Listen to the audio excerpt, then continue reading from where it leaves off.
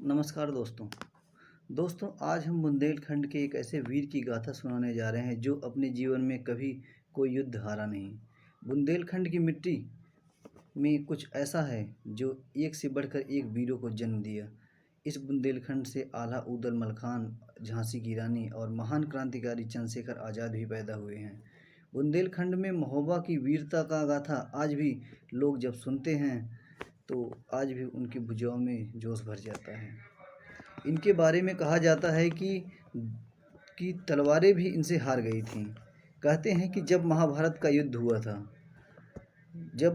युद्ध समाप्त हुआ था तो पांडवों ने श्री कृष्ण से कहा था कि भगवान, युद्ध तो हम आपकी कृपा से ही जीत गए, परंतु हमारे युद्ध की प्यास तृप्त नहीं हुई। लड़ने की प्रबल इच्छा मन में बची रह गई। तब भगवान श्री कृष्ण बोले, तुम्हारी यह इच्छा कलयुग में पुनः योद्धा जीवन देकर पूर्ण कर देता हूँ।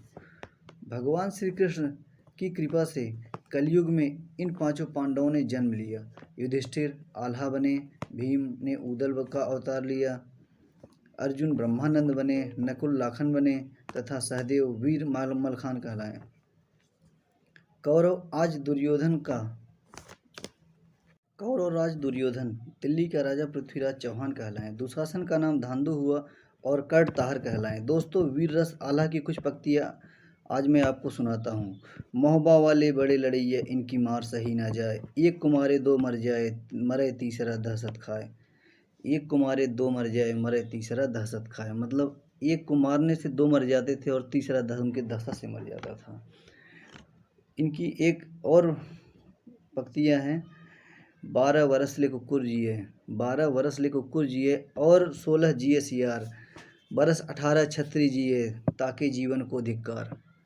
मतलब 18 वर्ष के बाद अगर छत्री जीता है तो उसके जीवन को धिक्कार है।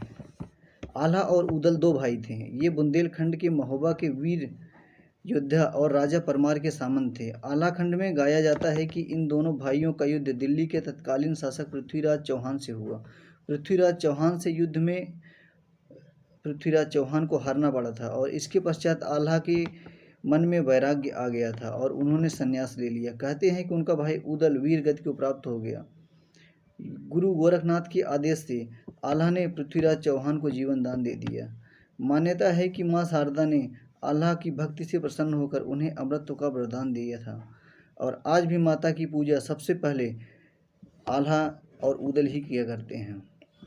बुंदेली इतिहास में आल्हा और उदल का नाम बड़े आदर भाव से लिया जाता है।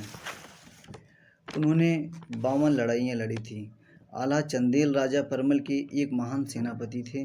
वास्तव में मैं बुंदेलखंड की मिट्टी को नमन करता हूँ जो एक से बढ़कर एक ऐसे वीर को जन्म दिया जिनकी कीर्ति आज भी जिंदा है।